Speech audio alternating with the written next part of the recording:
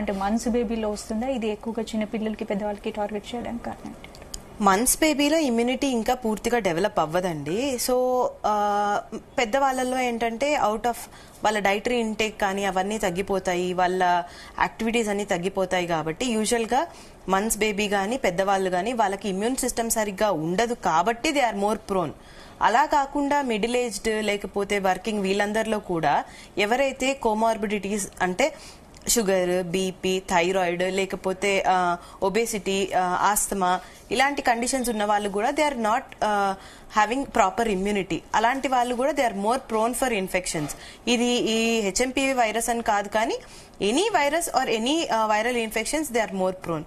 So చిన్న వాళ్ళకి ఇంకొంచెం అంటే మంత్స్ బేబీకి ఇంకొంచెం ఎక్కువ జాగ్రత్తగా ఉండాలి. ఏంటి ఎక్కువగా చిన్నపిల్లలు వస్తుంది అంటున్నారు కాబట్టి మరి పేరెంట్స్ ఎలాంటి కేర్ తీసుకోవాలంటారు చిన్నపిల్లల విషయంలో? బేబీస్ పుట్టారనగానే ఫస్ట్ గెస్ట్స్ ఎక్కువైపోతారండి ఇంట్లో. సో అలాంటి క్రౌడ్స్ ని అంటే విజిటర్స్ ని అవాయిడ్ చేయడం ఫస్ట్ థింగ్. ఇంకోటి ఏంటంటే బేబీని ముద్దు చేయడానికి కోసం అని చెప్పి వెళ్ళి కిసెస్ పెట్టడం ఇలాంటివి చేస్తారు. సో మనం ఏదైతే మన నోట్లో కానీ వైరసెస్ ఏవైతే ఉన్నాయో అవి బేబీ తొందరగా అట్రాక్ట్ చేసుకొని వాళ్ళు సిక్ అయ్యే ఛాన్సెస్ ఎక్కువ ఉంటాయి. అండ్ వాళ్ళని బయటకు తీసుకెళ్లకుండా ఇంట్లోనే ఉంచడము, క్రౌడెడ్ ప్లేసెస్ కి తీసుకెళ్లకుండా ఉండడము ఇలాంటివి చేయొచ్చు.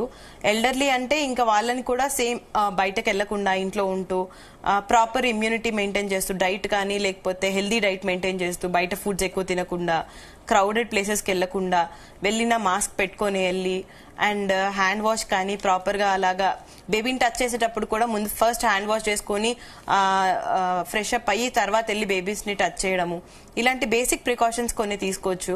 ఒకవేళ పేరెంట్స్ కనుక సిక్ అయితే మాస్క్ పెట్టుకొని వాళ్ళ దగ్గరికి వెళ్ళడము, ఫీడింగ్ ఇవ్వాలన్నా సరే మాస్క్ పెట్టుకొని ఇవ్వడము.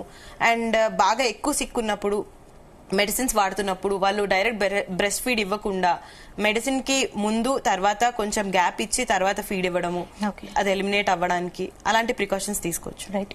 కౌశిక్ గారు, ఇప్పుడు భారత్ లో నమోదవుతున్న హెచ్ఎంపీవీ వైరస్ కేసులో మరొక రకం అంటారా లేదంటే చైనాలో ఉన్న వేరియంట్ ఇది సేమ్ అంటారా? కౌశిక్ గారు, మనము ఇంతవరకు ఎప్పుడూ మన ఇండియాలో టెస్ట్ చేయలేదు. మనకు ఎప్పుడైతే చైనా నుంచి న్యూస్ వచ్చిందో అంటే హెచ్ఎంపీవీ అనేది అక్కడ బాగా పెరిగిపోతుందనక then we started doing test. So ఇక్కడ ఏవైతే టెస్ట్లు చేశారో అప్పుడు బయటపడింది. సో అంతకుముందు కూడా మనకు ప్రతిసారి ఇదే సీజన్ లోపల mostly end of the winter are winter season లోపల ఏవైతే ఫ్లూస్ వస్తున్నాయో దాంట్లో చాలా వరకు కూడా హెచ్ఎంపీవీ ఉండి ఉండొచ్చు. బట్ ఏంటంటే ఇప్పుడు మనం టెస్ట్ చేయడం వల్ల బయటపడుతుందా లేకపోతే అది నిజంగానే అక్కడ వేరియంటా అనేది అంటే ఆ వేరియంట్ చెక్ చేస్తే తప్ప మనం చెప్పలేము.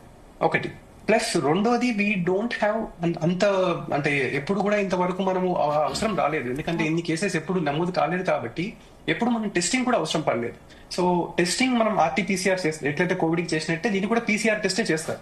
సో ఈ పీసీఆర్ టెస్ట్ అనేది it is not readily available everywhere. అన్ని చోట్ల అది అంత అవైలబుల్ కాలేదు ఇంకా. ప్లస్ అంతకుముందు ఏదైతే కోవిడ్ కి కిట్స్ అయితే ఉన్నాయో, కోవిడ్ కిట్ ర్యాపిడ్ కిట్స్ ఏవైతే ఉన్నాయో ఆ ర్యాపిడ్ కిట్స్ లాంటివి ఈ ప్రజెంట్ ఉన్న ఈ ఇన్ఫెక్షన్ కూడా ఇంకా అవైలబిలిటీలోకి రాలేదు. సో ఇప్పుడు మనం ఏవైతే ర్యాండమ్ గా శాంపిల్స్ తీసుకొని సెలెక్ట్ చేసామో డౌట్ఫుల్ గా అనిపించి అందులో నమోదైనవి ఈ కేసులు. But still we cannot say అది మన చైనా నుంచి వచ్చిన వైరస్ అయినా లేకపోతే ఇక్కడ మనకు నమోదైన నార్మల్ హెచ్ఎంపీ వైరస్ అయినా అనేది. అంటే ఏంటి హెచ్ఎంపీవీ వైరస్ కూడా మ్యుటేషన్ అవుతుందా? ఒకవేళ అది స్ట్రాంగ్ వేరియంట్ అయితే పరిస్థితి ఎలా ఉంటుంది అసలు? ఎనీ వైరస్ కెన్ అంటే ఇప్పుడు మన ఇన్ఫ్లుయెన్సా వైరస్ గురించి మనం ఎప్పటి నుంచో వింటూ ఉంటాం. ఆ ఇన్ఫ్లుయెన్సా వైరస్ ప్రతిసారి సైక్లికల్ గా దాని లోపల మ్యూటేషన్స్ వస్తూ ఉంటాయి. అట్లానే దీంట్లో కూడా ఈ మన కోవిడ్ ఉంది. కోవిడ్ అనేది కరోనా వైరస్ ఎప్పటి నుంచో ఉంది. కరోనా వైరస్ అంతకుముందు ఓన్లీ కాఫ్ కోల్డ్ మాత్రమే వచ్చేది దానివల్ల. సో ఎప్పుడైతే దాంట్లో మ్యూటేషన్ వచ్చిందో అది లీతల్ వేరియంట్ గా, ఇందాక డాక్టర్ గారు చెప్పినట్టుగా లీతల్ వేరియంట్ గా మారినప్పుడు అది మొత్తం స్ప్రెడ్ అయ్యి దానికి మనకు పాండమిక్ లాగా మారింది. సో ఈ హెచ్ఎంపీవీ కూడా పాండమిక్ అవుతుందా, అంత లీతల్ అవుతుందా అంటే we can wait, we have to wait and see అంతే తప్ప యాజ్ ఆఫ్ టుడే మనకున్న ఆన్సర్ మాత్రం అంత సివియారిటీ లేదు. చూసినంత వరకు అయితే మాత్రం అంత సివియారిటీ లేదని చెప్పుకోవచ్చు. రైట్. జగన్నాథం గారు, ఇప్పుడు మన ఇండియా కంట్రీ చాలా పాపులేషన్ ఉన్న కంట్రీ, మరి మన కంట్రీలో ఇది స్ప్రెడ్ అయితే హెచ్ఎంపీవీ వైరస్ స్ప్రెడ్ అయితే మరి ఏంటి అసలు కంట్రోల్ చేయడం సాధ్యమే అంటారా? ప్రస్తుతం అయితే అంత పానిక్ బటన్ ప్రెస్ చేయడం సిచ్యువేషన్ అయితే లేదండి. అయితే ఎంఆర్ఎన్ఏ వైరస్ ఎప్పుడైతే మనం మాట్లాడుతున్నామో ఈ ఆర్ఎన్ఏ బేస్డ్ వైరస్లకి మ్యూటేషన్ రేట్ ఎక్కువగా ఉంటుంది మిగతా వైరస్ల కంటే. కాబట్టి అందుకనే కోవిడ్ లో కూడా మనకు వేరియంట్స్ చాలా కనిపించాయి.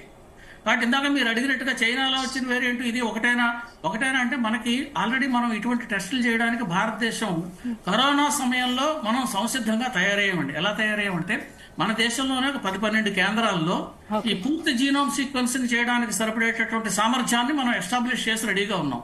కాబట్టి ఇప్పుడు ఈ వైరస్ ఎక్కడెక్కడైతే వ్యాప్తి చెందిందో, ఈ వైరస్ అని గుర్తించారో దాన్ని తీసుకుని జీనోమ్ సీక్వెన్సింగ్ త్వరితగతిని చేసేటటువంటి శక్తి సామర్థ్యాలు మన దగ్గర ఉన్నాయి. కాబట్టి అది ఒరిజినల్ వైరసా వేరియంట్ అన్నది కూడా మనం నిర్ధారించగలిగేటువంటి శక్తి సామర్థ్యాలు మన దేశంలో ఉన్నాయి. రెండోది, మనకి ఇంకా PCR కిట్లు తయారు కాలేదు. మనకి లోగడ మనకు ఉండేటువంటి అనుభవాల దృష్ట్యా కరోనా